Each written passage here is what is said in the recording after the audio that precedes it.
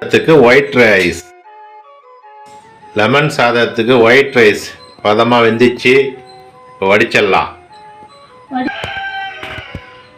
சாப்பாடு வடிச்சிடலாம். இப்போ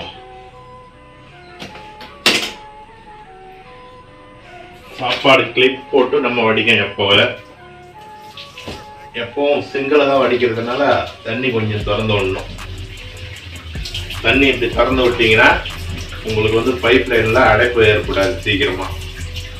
எப்போ பாரு உங்கள் வீட்டில் சிங்கு அடைச்சிக்கிச்சுனாக்கா இந்த மாதிரி கொஞ்சம் செய்யுங்க. சூடாக தண்ணி ஊற்றும் போது சிங்கிள் கொஞ்சம் ஜெல் தண்ணி ஊற்றினாக்கா சிங்கு சீக்கிரமாக அடைச்சிக்காது, பைப் லைன் போய் அடைச்சிக்காது. தண்ணி எவ்வளோ சூடாக இறங்குதோ அந்த அளவுக்கு நம்ம இதை மெயின்டைன் பண்ணணும். வத்தல் பொரிச்சிக்கலாம் தொட்டுக்கிறதுக்கு. லெமன் சாதத்துக்கு வத்த பொரியுது பாருங்க. லெமன் கட் பண்ணிக்கலாம். இப்போ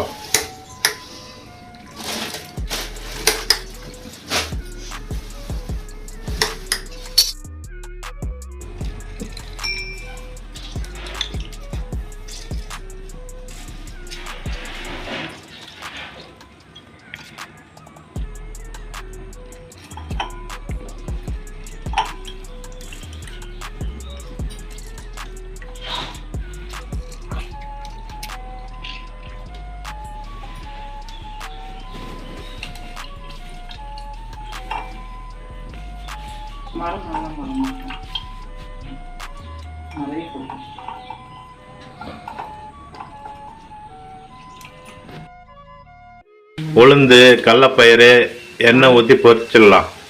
கடுகு கொஞ்சம் போட்டுக்கலாம். கடுகு ஜீரகம் நல்லா பொரிஞ்சிச்சு. பச்சை மிளகா போட்டுக்கலாம். காஞ்ச மிளகா 2 போட்டுக்கலாம். நசுக்கி வச்ச இஞ்சி கொஞ்சம் போடலாம்.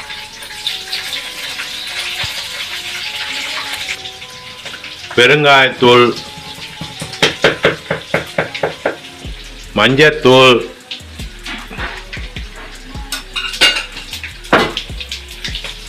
லெமன்,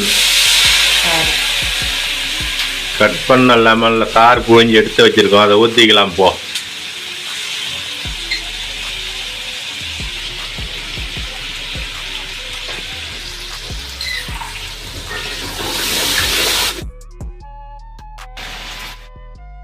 தேவையான உப்பு போட்டுக்கலாம்.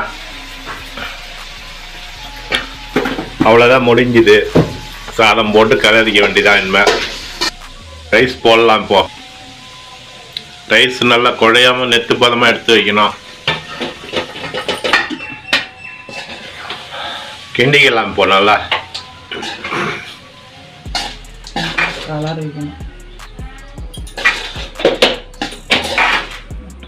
இறக்கி வச்சுட்டு நல்லா கிண்டலாம். இப்போ நல்லா மிக்ஸ் ஆகணும், அப்போதான் கரெக்டாக இருக்கும்.